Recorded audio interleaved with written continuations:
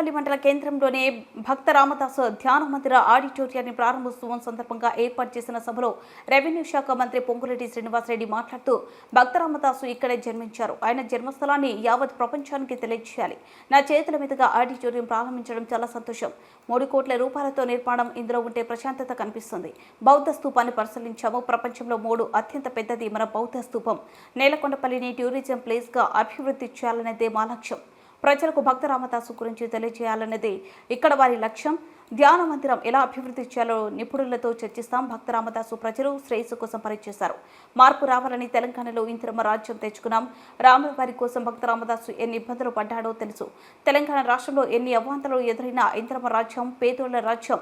భక్త రామదాసు ఈ ప్రభుత్వంకి ఆదర్శం. చెప్పిన ప్రతి మాటను నెరవేరుస్తాం. అభివృద్ధి సంక్షేమం 2 చేస్తాం.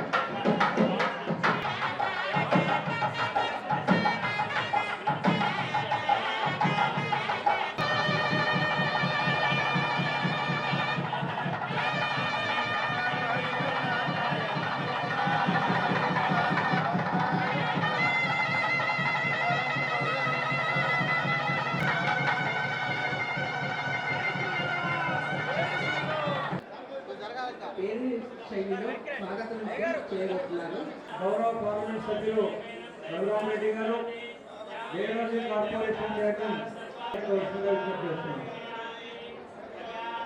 గౌరవ పార్లమెంట్ సభ్యులు రఘురామరెడ్డి గారు దేవరాజు కార్పొరేషన్ చైర్మన్